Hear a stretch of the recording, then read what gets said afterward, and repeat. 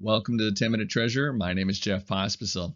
This video, it's part of my series on church foundations, where I'm looking through the governing documents from a church foundation and just reviewing what the important sections are. So hopefully if you have a church foundation, maybe it'll give you an idea on maybe some tweaks or adjustments you might need to make, or if you're looking into setting it up, this would help, I hope.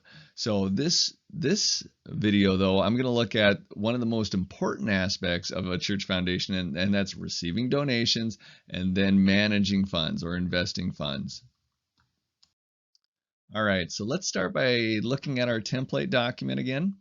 And this template, it's linked below. It's just a Word document. I received the original one from Grand Forks Wesley United Methodist Church, and they were kind enough to give me permission to turn it into a template to share with you. I made very little changes to it. So the first section we're looking at is all about how new money gets into the endowment.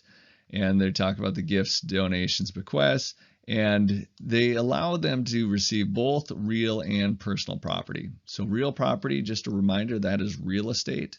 So land, buildings, that kind of thing. Personal property is anything else. So it could be a work of art, it could be stock, it could be a check, it could be cash. Anyway, that's what personal property is. But here's the important part of this section, is that they build their gift acceptance policy right into the governing documents. So the board of directors has the discretion to accept or reject any gift, because they know that when they accept any gift, you can see this below, they accept it, they are subject to the terms, trusts, restrictions, and conditions and limitations set forth therein. So, why would you reject a gift? And it would be because the terms are somehow contrary to where the church is going, or the purpose of the church. So, the only example that comes to my mind is there's a number of churches that are probably this has been going on for a while, but moving away from the organ. The organ used to be the centerpiece of a lot of churches, but it doesn't necessarily bring in new people, and it can be expensive to find an organist and to maintain an organ. So depending on what your church's plan is, if you're trying to move away from the organ, but you have a wealthy donor that says, I'm gonna if you accept this, you have to have an organist until the money's all used up. Then that's a decision to bring to the church board as well as the foundation board of directors to discuss whether or not to accept that, because if you accept it, you have to honor those conditions. This next section is all about donor restrictions, and they start off with just setting up the very broad boundary lines for accepting gifts, basically saying you can't accept a gift that has restrictions that are contrary to the general purpose of the fund. But then they go in on how you can legally change the restriction on that you get from a donor. And this is consistent with the law. I did a post about this some time ago. I'll link to that in the description.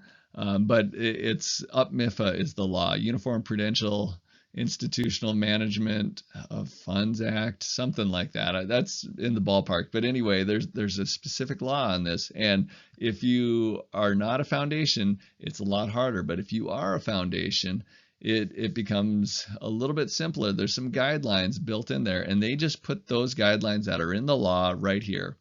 And the guidelines say that if it's not reasonably achievable within 10 years or is no longer deemed appropriate, that the board of directors has the discretion to redirect the gift.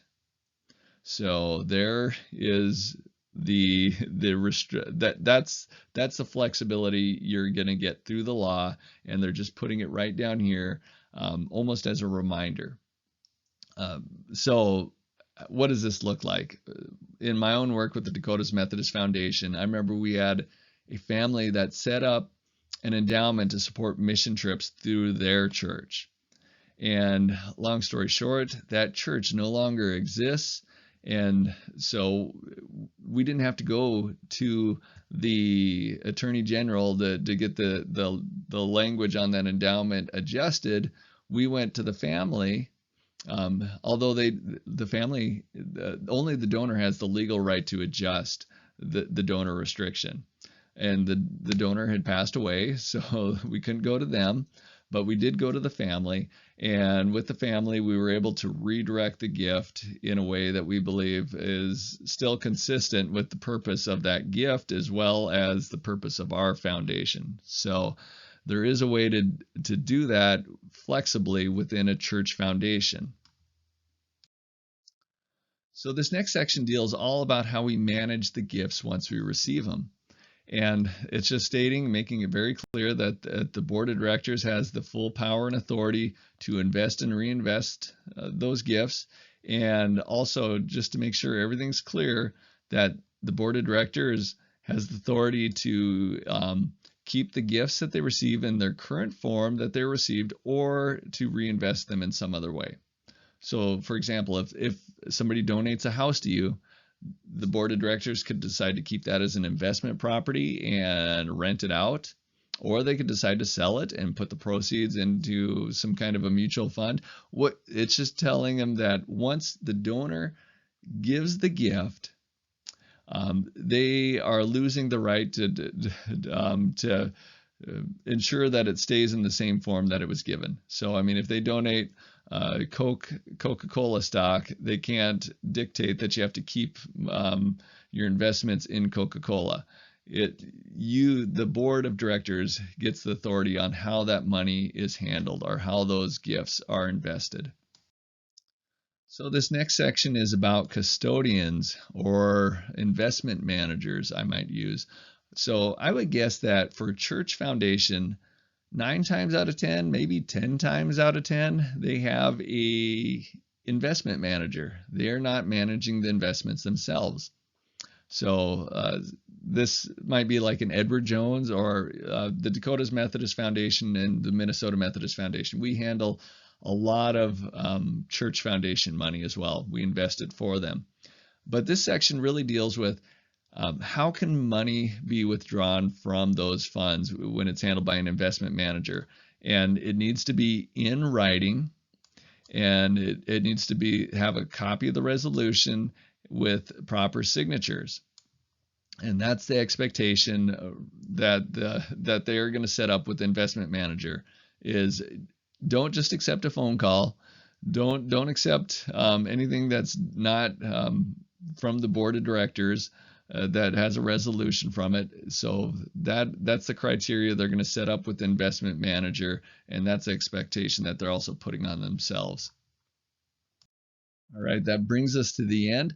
I do think there was a lot of important things there. I mean, when you're talking about gift acceptance policies, donor restrictions, and then how we invest the money, I think these were all good things for any foundation to make sure we're very clear on, because this is really at the heart of the ministry that you're involved in. All right, till next time, God bless.